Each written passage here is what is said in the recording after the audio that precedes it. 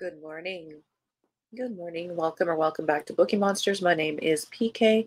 It is Thursday, June the 13th, and we are here to look at the new releases that are being set into the wild this week.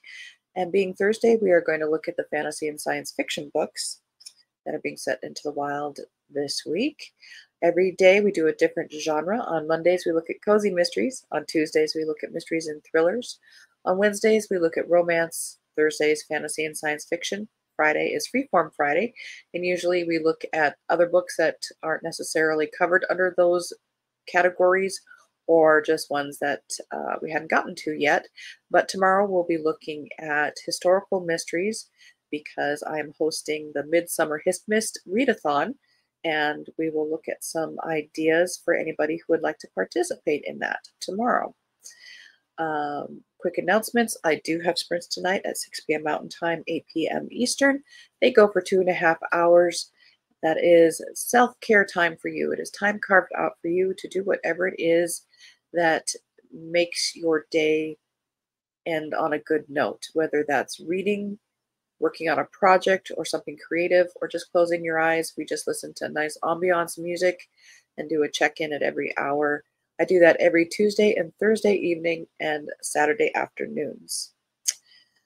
But today we are looking at fantasy and science fiction new releases. Let's jump in.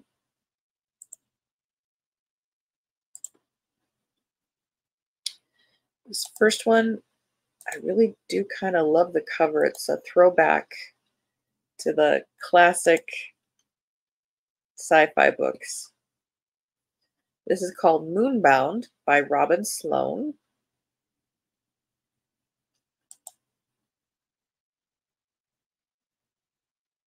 It is 11,000 years from now. A lot has happened, and yet a lot is still very familiar. Ariel is a boy in a small town under a wizard's rule. Like many adventures before him, Ariel is called to explore a world full of unimaginable glories and challenges, unknown enemies, a mission to save the world, a girl. Here, as they say, be dragons, but none of this happens before Ariel comes across an artifact from an earlier civilization, a sentient, record-keeping artificial intelligence that carries with it this perspective of the whole of human history and becomes both Ariel's greatest ally and the narrator of our story.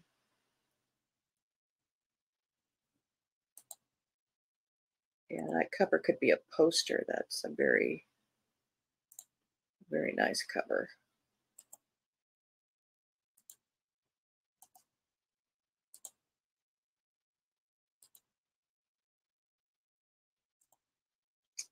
The Stars Too Fondly by Emily Hamilton. So here's the thing.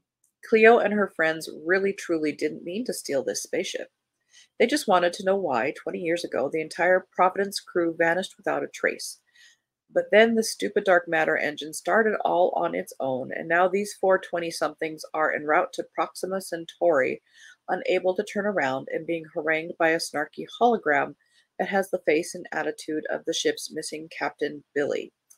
Cleo has dreamt of being an astronaut all her life, and Earth is kind of a lost cause at this point, so this should be one of those blessings in disguise people talk about. But as the ship gets closer, deeper into space, the laws of physics start twisting, old mysteries start crawling back to life, and Cleo's initially combative relationship with Billy turns into something deeper and more desperate than either woman is prepared for.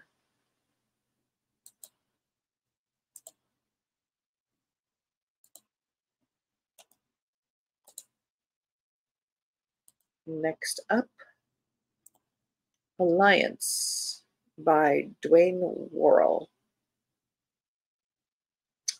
Second in the Androne series. As an orphan girl, Harmony survived a strange war waged by an enemy called the Quandam. They crushed every technological advancement in the world, eviscerated the landscape, and killed millions. It can be stopped. It can still be stopped. As prophesied, Harmony has a destiny to fulfill. 30 years later, she is in a tenuous alliance with a cult of zealots who worship time itself. A master codebreaker, she's enlisted to obliterate the power of the Quandam and prevent a war that has already ended. The mission is a success, and with it, Harmony's new moniker of peacemaker is enshrined. But as Harmony is warned, there's something else out there. She's finding out what it is, alongside a close knit group of allies and one fearless sergeant who rescued her so many years ago. The war with the past may be over, but as the Church of Time reveals its biggest mystery, the war with the future has just begun.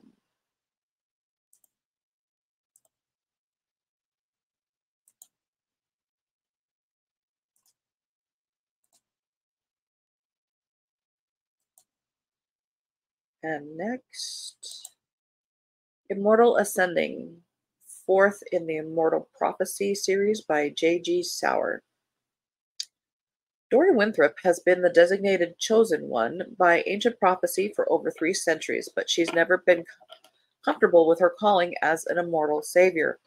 Now, just when she's struggling with her fate more than ever before, she and her team are again tasked with protecting the world from peril. They must find the key to avert a threat that could change the world in inconceivable ways and upend history. With the assignment coming from an astonishing source, Dory must find a way to be the shield for the world that she was meant to be, and finally make peace with her destiny. With a few more years as an immortal under his belt, unlike Dory, Caden Crenshaw has embraced his role as chosen warrior. By Dory's side, he's done things he could never have imagined, seen things that even now he can't explain. Just when he thinks he's got a handle on this new immortal life, he's been shown something new challenges his very core beliefs. This latest mission is no exception, to say the least. However, for him, it's about trust and faith, and he will not falter. He'll support the love of his life and lead the team to the mission's conclusion because failure is not an option.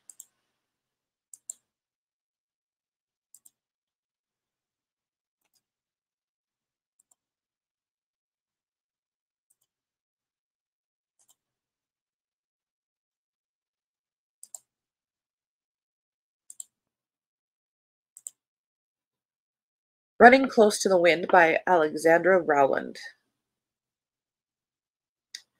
Avra Helvachi, former field agent of the Irasti Ministry of Intelligence, has accidentally stolen the single most expensive secret in the world, and the only place to flee with a secret that big is the open sea. To find a buyer with deep enough pockets, Avra must ask for help from his on-again, off-again ex, the pirate captain Tiveri as Hafar. They are far from happy to see him, but together they hatch a plan. Take the information to the isolated pirate republic of the Isles of Lost Souls, fence it, profit. The only things in their way, a calculated new Arasti ambassador to the Isles of Lost Souls who's got his eyes on Avra's every move. Brother Julian, a beautiful, mysterious new member of the crew with secrets of his own and a frankly inconvenient vow of celibacy.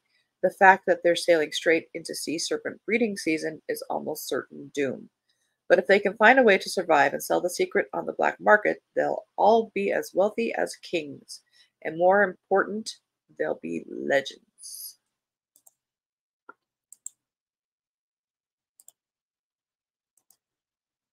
They'll be famous.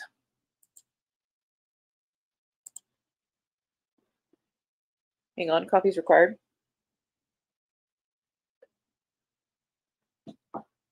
Now, this one I could not find if these were previously published stories. So I'm going to go with the assumption they are not. The Big Time series, Volume 2 by Jennifer Estep, includes 3 books, Jinx, Nightingale, and Pandemic. In the first one, Volume 2, so these are books number 3, 4, and 5. Thanks to her unwanted superpower, fashion designer Bella Bellucci may be the luckiest woman in Big Time, but luck can be good or bad, and it seems like just as many embarrassing things happen to Bella as do positive ones. But Bella is going to need every bit of her good luck when she becomes the target of 2 uber villains intent on stealing a prize sapphire. Nightingale, anxious brides, drunken businessmen, panicked partygoers. As Big Time's premier event planner, Abby Appleby is capable of handling almost any crisis, but even she's not prepared when she finds herself in the middle of a fight between superhero Talon and his uber villain nemesis Bandit. And Pandemic. Piper Perez's friends jokingly call her a fandemic, someone who is a super fan of all things superhero. The nickname is truer than anyone knows, especially since Piper can't stop thinking about Swift, the speedy hero who broke her heart. But when Swift becomes a target of a ruthless killer, Piper will have to use all her pandemic knowledge to save the man she loves. That sounds like fun.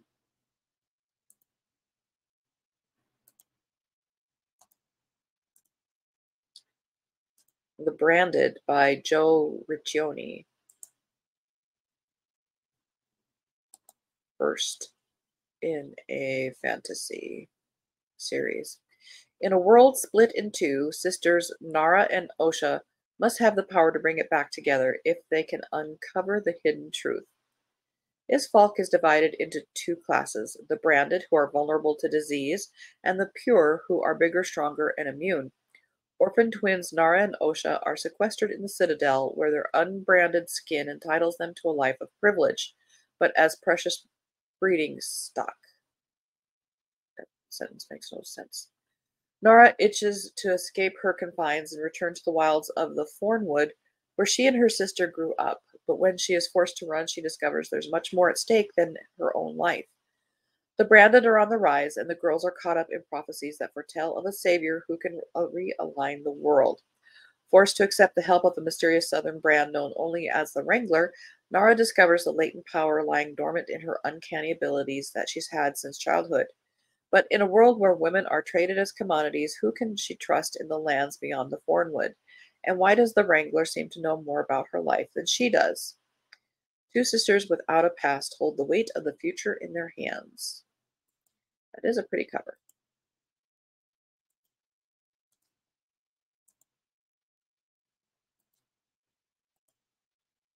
The Fall of Waterstone by Lilith St. Crow. Second in the Blacklands Bane series. Solveig and her shield maid have finally reached the fabled Elder Sanctuary of Waterstone, a city of healing, restful beauty hidden from the enemy's gaze. Yet whispers race through the palace halls, and those they have come to tentatively trust have hidden intentions. For not only is the city a refuge for an elementalist, her protector, and a mortal prince, it also holds a great weapon, one that only Solveig's kind may yield. Yet Sol's faith in her own magic is perilously fractured. She can rely only on her wits and skills of negotiation to be heard, or she will become a pawn in a dark game played by elder and enemy alike. The Lord of the Blackland is mighty. Treachery slithers amid Waterstone's many wonders, and time is growing short. Before the darkness finds a way in, Sol must decide who to trust, where to turn for aid, and if she will take up a power she cannot hope to control. Even the right choice may doom not just the home she has left behind, but the entire world. Dot, dot, dot, dot.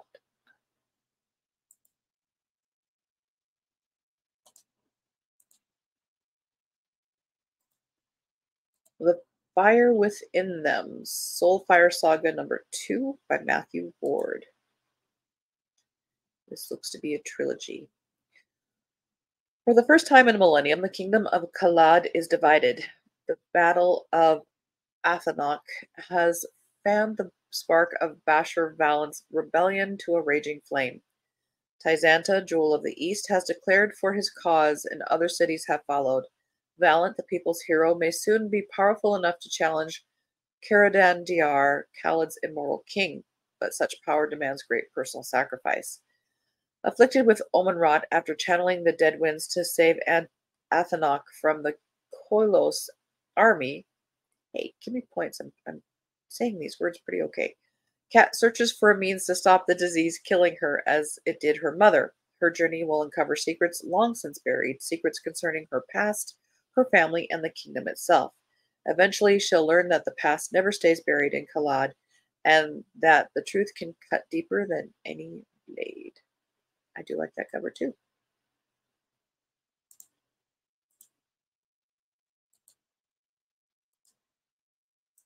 The Knife and the Serpent by Tim Pratt.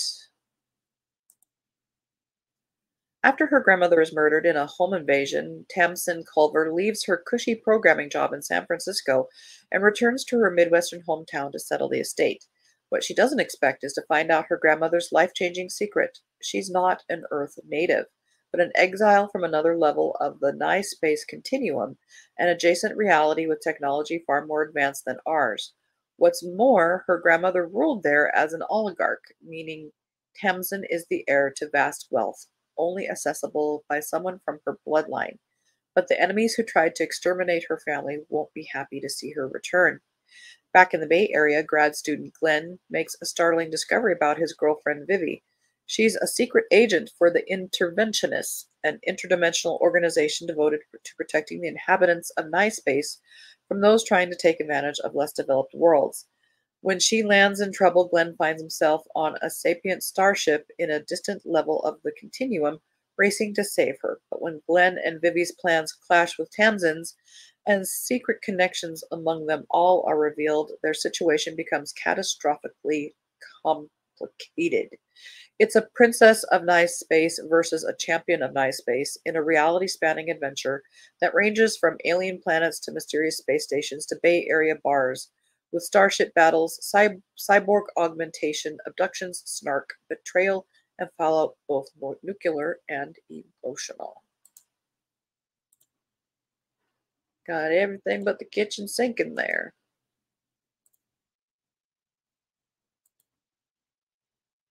But it seems actually like a semi-original story. Kudos. The Stardust Grail by Yume Kitase. Save one world, doom her own.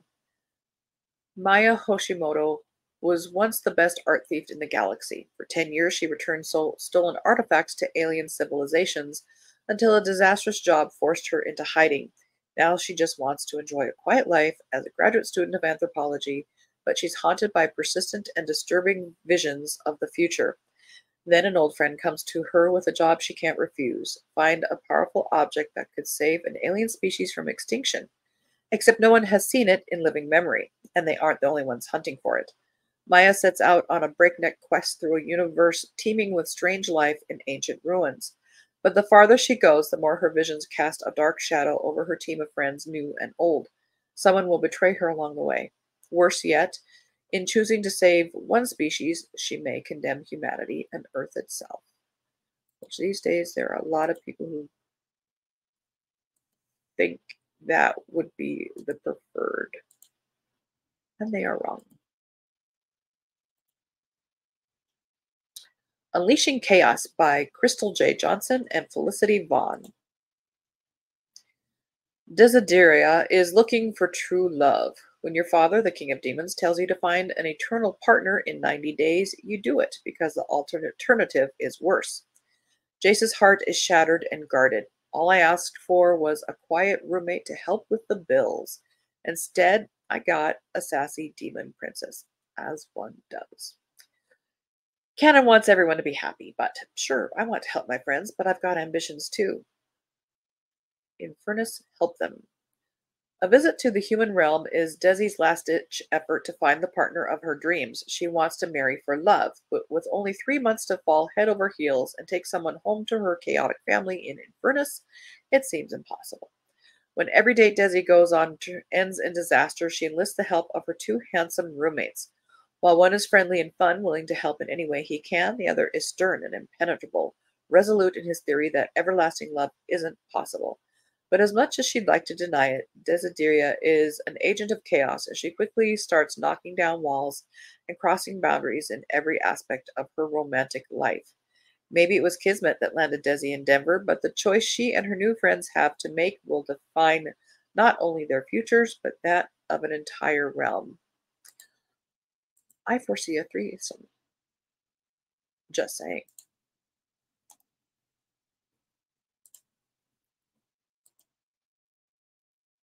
Now this one I wasn't sure. Marie Lu does write fantasy sci-fi. In Goodreads, this has a keyword of fantasy. It just doesn't described very much as fantasy, but I'm going to include it. Icon and Inferno, second in a Stars and Smoke series. New sparks, old flames, and a mission that's playing with fire. A year has passed since superstar Winter Young last saw secret agent Sydney Cossett. After barely surviving their first assignment together in London and their intense chemistry, the two haven't spoken at all, though they're never far from the other's thoughts or fantasies. So when Sydney shows up at Winter's studio one day with a new mission from Panacea, he has no choice but to accept. With the clock ticking, the duo prepares to head to Singapore to rescue an operative in danger, only to learn he's none other than Sydney's ex, a rogue agent known as the Arsonist. Of course, nothing is ever simple when it comes to Winter and Sydney, especially not with the glamorous Gabby Ginsburg, a globe-trotting socialite and Winter's one-time girlfriend in the mix. Is she back for Winter's heart, or does she have her eye on another prize? Good questions. That is all we have for today. And I think the alarm is about to go. So very good timing. Again, we do have sprints tonight at 6 p.m. Mountain Time, 8 p.m. Eastern. They go for 2.5 hours. Pop in if you can. Otherwise, we do sprints again on Saturday afternoon at 1 p.m. Mountain Time, 3 p.m. Eastern. So every Tuesday and Thursday evenings and Saturday afternoons. Tomorrow we'll be looking at historical mysteries for the Midsummer Hiss Mist Readathon. And we'll be back again next week for new releases being released next week. I hope you have a very good day. Read good books. And as the banner says here, don't be a bookworm, be a bookie monster. Have a good day and God bless.